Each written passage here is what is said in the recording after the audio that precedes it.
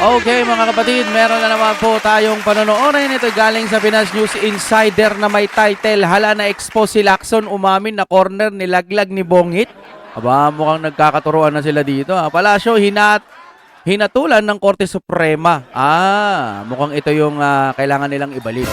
Okay, tuloy-tuloy na natin mga kapatid. Ay. Asan na ba ang ating fiber ni Juan? Where are you? Kung gusto nyo naman ng mura na at mabilis na internet, nandito na ang fiber ni Juan. Maaasahan, kaya tawag na. Baka meron na sa inyong lugar ang fiber ni Juan. Ayan, isang paalala sa inyo yan para po pag medyo mabagal-bagal ang internet nyo, magpalit na kayo. Okay, ano ang meron dito? Ang bayan napilit. Ito ang mga balitang trending at pinag-uusapan ngayon sa mundo ng social media na dapat malaman ng taong bayan na pilit iniiba at ayaw di umanong ipalabas ng bayarang media sa publiko. Pero bago natin simulan ang balita ngayon sa mundo ng politika sa Pilipinas, kung ikaw ay bago pa lamang sa aming channel, ay please huwag kalimutang mag-like, subscribe at i-click ang notification bell para palagi kang updated sa lahat pa ng bagong videos na i-upload namin. At eto na nga mga kabab.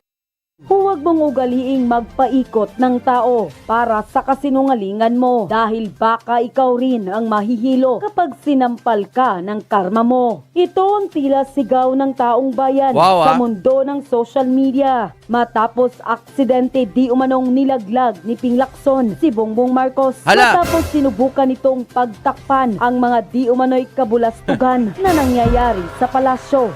Sayang, no? Alam mo dati nung medyo bata-bata pa ako, alam ko tumakbo tong presidente. At ang ano niya nga, kamay na bakal. Siya talaga nagsimula noon pagkakaalala ko nung bata-bata pa ako. Yun nga lang natalo.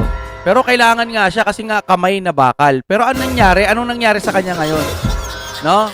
Parang lumambot yung kamay na bakal at nasisira siya ngayon sa pagdikit niya sa Marcos. Yun ho ang napapansin ko. Sayang, no, sinasabi ko nga sa inyo, kapag tumatanda tayo, dapat magpakita tayo ng mga mabubuting mga bagay.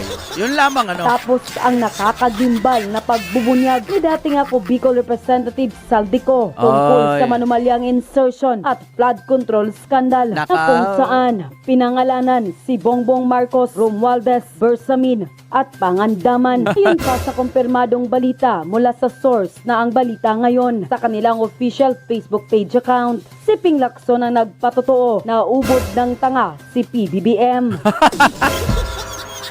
Jason Sang nagsabi, ano? Nakalagay dito sa larawan. Ang reaksyon ng veteranong broadcaster na si Jason Sa matapos ang pahayag ni Senate Pro Tempore Pampilo Ping Lacson na umano'y na misrepresent lang ni Pangulong Marcos Jr. sa issue ng 100 billion budget insertion na ibinulgar ni dating Kong Saldico. Sa kaniyang komento, hindi nagtigil si Sonsa. Si Ping Lacson ang nagpatotoong si PBBM ay ubod ng tanga nang sabihing nabukulan nito ng 25 billion kickback ng harap-harapan ng alalay. Tila ipinaparating na kung totoo na nabulag o naloko ang Pangulo ng sarili niyang tao. Kaya nang ipinahayag ni Lacson, mas lalong nakakasama ito sa imahe ni Marcos Jr. dahil ipinapakita raw nitong hindi niya alam ang nangyayari sa paligid niya at nabibiktima pa umano ng sarili niyang mga tauhan. Sa naunang pahayag, sinabi ni Lacson na malinaw sa mga ebidensya na hindi sangkot si Marcos Jr. sa kickback scheme. Giit niya, mismong pagveto ng Pangulo sa 1.15 billion sa mga proposed insertion ang patunay na illogical na siya ang nag-utos na ipasok ang mga ito. Dagdag pa ni Lacson, taliwas sa pahayag ni Saldico na nagdala raw ito ng 25 billion kickback sa Pangulo. Lumalabas umano sa testimonya ni dating DPWH Undersecretary Roberto Bernardo na ibang tao ang humawak ng umano'y kickback mula sa 52 billion at hindi ito napunta kay Marcos Jr. Katakot-takot na pera to, ano? Nalulusutan ba si PBBM? Weak, no? Ayon sa pagsasalarawan ni Sonsa, hindi nga nakakatulong kay Marcos Jr. ang ganitong depensa. Ang pagsasabing nabukulan ng Pangulo ay para na rin umanong pag-amin na hindi niya kontrolado ang sariling administrasyon. Di ba sabi nabukulan o na-misrepresent lang ba? Tama ba? Ito ang chinat ko dun sa ChatGPT, no? Naka-premium yan, premium. Patungkol sa pondo ng Pilipinas o pamumuno ni PBBM yan. At tinanong ko kasi, kung sinasabing na misrepresent lang ang pondo, kadalasan ito ang ibig sabihin. Kadalasan daw, sabi ng ganun, ang pondo ay tama, pero hindi tama ang naging paliwanag tungkol sa paggamit. OMG! May communication error o pagkaka-interpret ng dokumento ng opisyal, ahensya o nagre-report. No? Hindi naman agad nangungulugan na illegal o corrupt. Oo. Pero maaari pa ring maging issue depende sa bigat ng maling representasyon. So pagkakaintindi ko, inilahad kay PBBM yung budget. Ito yung budget. Ngayon, si PBBM, pinirmahan na lang siguro na misrepresent. Hindi niya alam na hindi pala doon gagamitin yung budget. Ganun ba ang ibig sabihin nun? Ayon niya na sa pagkakabasa ko. Hindi niya nababantayan ang bilyong-bilyong pondong dumadaan sa kanyang opisina. Madali siyang maloko ng sariling alalay. So base sa pagkakaintindi ko, kung ganito nga talaga yung report, napaka-weak naman ng presidente. Ilan sa mga netizen ay sumang-ayon din. Sinasabing kung totoo ang depensa ni Lacson, mas seryoso itong problema sa pamamahala kaysa mismong aligasyon ng kickback. Habang patuloy ang pag-iinit ng issue, lalong tumitindi ang pressure sa Pangulo at sa kanyang mga kaalyado upang harapin ang tanong na kung nabukulan nga ba si Marcos Jr., sino ang nagbulsa at bakit hindi niya ito agad nalaman. Sige nga.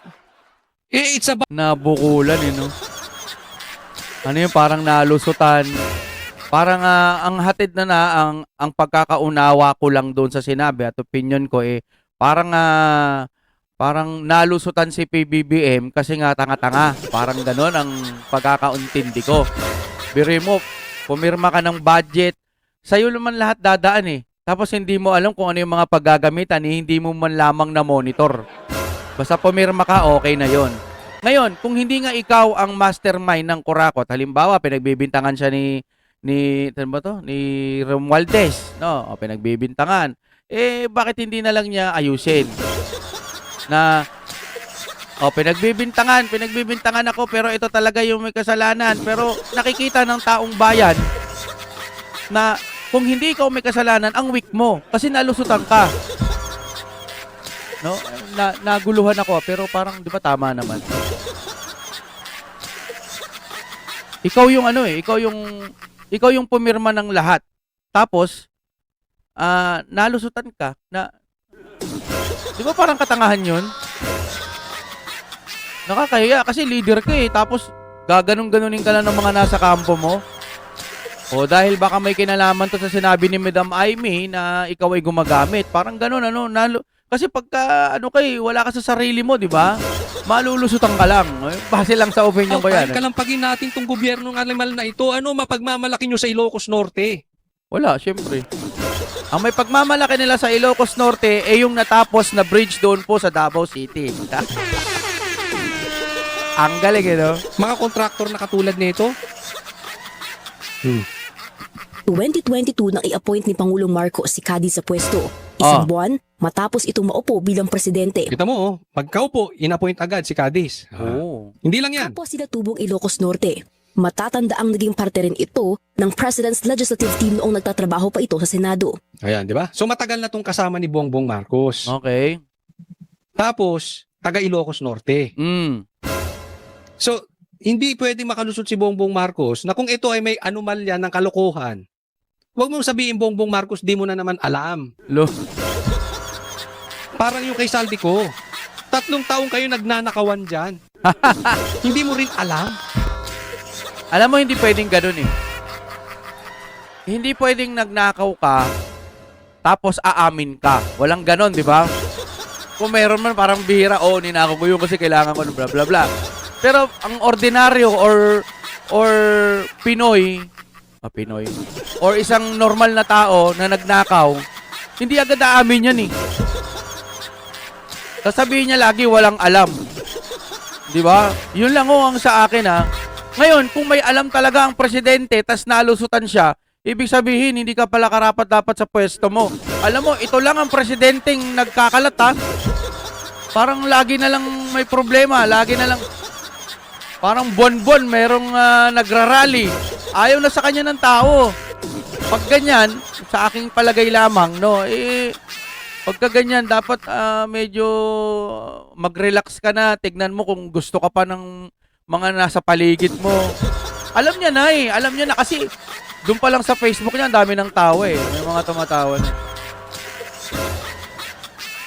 Para sa akin, mas maganda no, kung bababa na ang presidente, magbigay na siya ng para sa Pilipinas. Kasi iba na yung ninanakaw mo, pera na ng kaban ng bayan. Kung totoo yung alegasyon sa kanya, di ba? Pera na ng bayan, binabalahura mo. Yung gumawa ka nga lang ng masama sa kapwa mo, eh, di ba? Katakot-takot na yun eh. Nakasamaan. 2, 3 o isang barangay ang lokohin mo. Pero dito mga kapatid, buong Pilipinas. Kung sakasakali, di ba? Mahiya ka na lang pagka ganun.